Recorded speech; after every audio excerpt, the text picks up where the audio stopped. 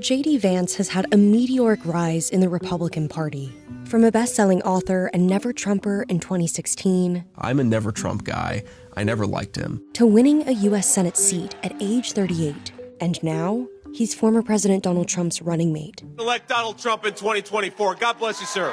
Vance is very much a creature of the new Republican Party that Trump has shaped in his image. By picking Vance, Trump is showing he's doubling down on this MAGA agenda. It's a full-throated, populist, national conservative ticket. Here's why the Trump-Vance ticket is a big deal for the future of the MAGA movement and the GOP.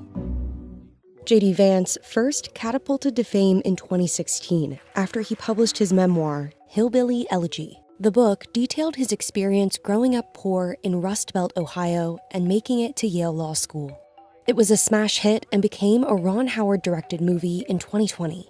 I know I could have done better, but you got to decide. You want to be somebody or not?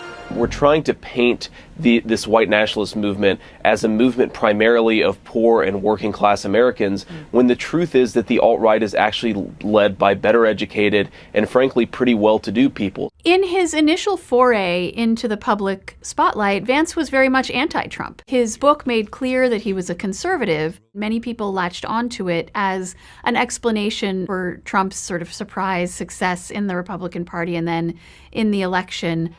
When Vance launched his campaign for the Senate in 2021, his stance on Trump underwent a big shift.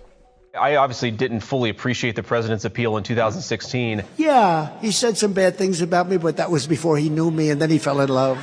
He even described himself to me in one interview as a flip-flop flipper on Trump, saying that he had similar policy views but was against Trump as a person until he realized that Trump was advocating for the policies that he supported. While running for Senate, Vance was one of several pro-Trump candidates in the primary.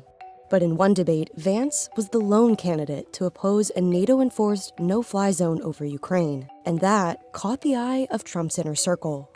What a no-fly zone, it sounds nice, like we asked the Russians not to fly planes over Ukraine. What it means in practice is American Marine Corps pilots, Air Force pilots, and Navy pilots getting in dogfights with Russian jets.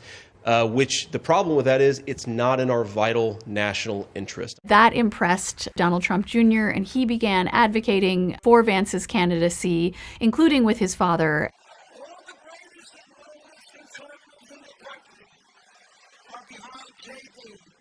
Trump's unique brand of conservative politics has been reshaping the core tenets of the Republican Party since he was elected in 2016, like tighter borders and a retreat from the world stage. He's changed the GOP so much that the Republican National Committee recently revamped its platform to a new, stripped-down version, one that focuses more on Trump himself than on specific policy decisions. Trump has been changing all of those stances to the point where many older Republicans feel it's no longer recognizable. At the same time, a movement has arisen in Trump's image that believes in his policies and believes that the Republican Party should be reshaped in his image.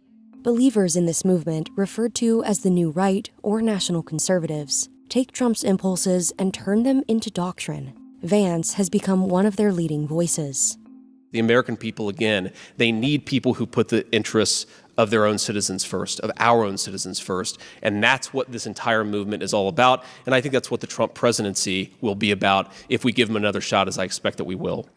When Trump selected Mike Pence to be his running mate, that was a pick very much intended to reassure Republican voters. Pence, being a traditional conservative, an evangelical Christian, was someone who regular Republicans who saw Trump as sort of an arriviste in their party could look at Pence and say, all right, that's someone I can trust. Fast forward to 2024, it's clear that Trump no longer sees a need to share power with that wing of the Republican Party. Right after Trump's attempted assassination in July, Vance was one of the first Republicans to publicly cast blame at the Biden campaign for the shooting.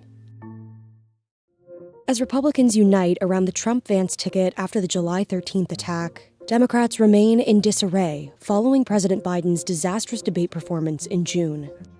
Biden has vowed to stay in the race despite continuing calls from fellow Democrats to step away from his place at the top of the ticket.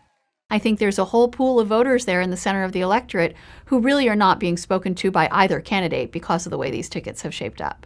Senators Marco Rubio from Florida and Tim Scott from South Carolina were also contenders on Trump's VP shortlist. Both could have appealed more to minority voters, something that Trump has historically struggled with. Choosing Vance allows Trump to shore up support among the white working class.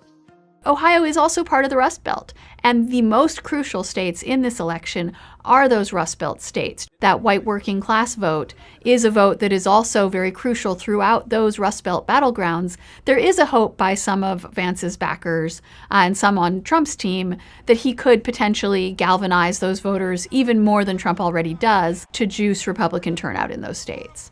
What was the Russia collusion hoax? It was about destroying Donald Trump. This ridiculous New York fraud case, it's about destroying the guy's wealth before he re-enters the Oval Office. It's good to see you, man. Thank you. He is really a bet on the future as well, a bet on the future of the Republican Party and a bet on the future of the populist conservative movement. Trump would never say he's anointing a successor, but Vance was decades younger than the other potential picks that were under consideration for vice president.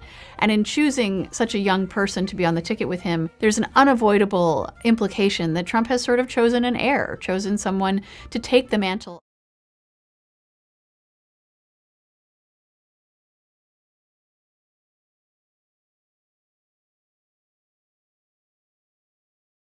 of that MAGA movement and go forward with it, whether it's as a future president